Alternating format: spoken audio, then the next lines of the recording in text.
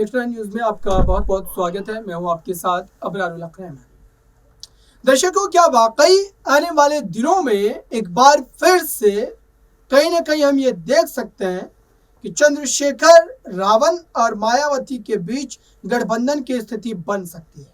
इस बात की चर्चा और इस बात को लेकर के लगातार हम नजरें इसलिए भी बनाए हुए हैं और एक के बाद एक अपडेट आप तक इसलिए भी पहुंचा रहे हैं क्योंकि मायावती और चंद्रशेखर का गठबंधन होने का मतलब ये कि भारतीय जनता पार्टी के भी उस जो है विजय रथ में अंकुश लगेगा ही और साथ ही इंडिया गठबंधन को भी इससे भारी नुकसान जो है वो पहुंचता हुआ दिखाई दे सकता है।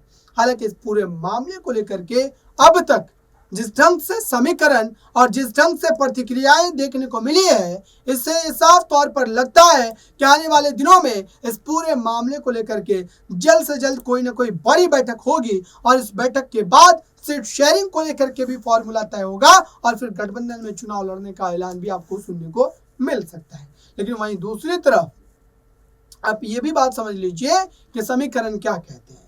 क्या सहारनपुर और उसके इर्द गिर्द में अपनी राजनीतिक पकड़ रखने वाले चंद्रशेखर रावण को मायावती उतनी ज्यादा तरजीह, उतना ज्यादा तवज्जो देती नजर आएगी?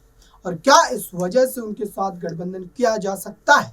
चूंकि चंद्रशेखर रावण खुद इस बात को सोचते हैं और समझते हैं कि अगर वो मायावती के साथ गठबंधन करते हैं तो जाहिर सी बात है कि जिन जिन बातों को लेकर के, जिन जिन मुद्दों को लेकर के वो उन पर इशारों इशारों में निशाना साधते रहे, क्या जनता उन पर विश्वास कर पाएगी? क्या जनता उनके साथ खड़ी हो पाएगी? ये एक बड़ा सवाल है दर्शकों। और इसी बात को लेकर के स्थिति जो है यहाँ पर कहीं ना कहीं फंसती हुई नजर आती है। लेकिन उसके बावजूद भी अब तक इस बात को लेकर के कहीं ना कहीं दमखम बचा हुआ नजर आता है, क्योंकि राजनीति एक तरीके की है, राजनीति एक वर्ग के लिए है और राजनीति एक मनुष्य के तहत है। और इसी बात को लेकर के दावे किए जाते रहे कि दोनों का गठबंधन हो सकता है, क्योंकि अब चुनाव में मात्र कुछ महीनों का समय और इस महीने के पहले ही आप कह सकते हैं कि गठबंधन को लेकर के कोई फैसला सुनने में भी आ सकता है। इस खास रिपोर्ट में इतना ही। जुड़े रहे बड़ी खबरों के लिए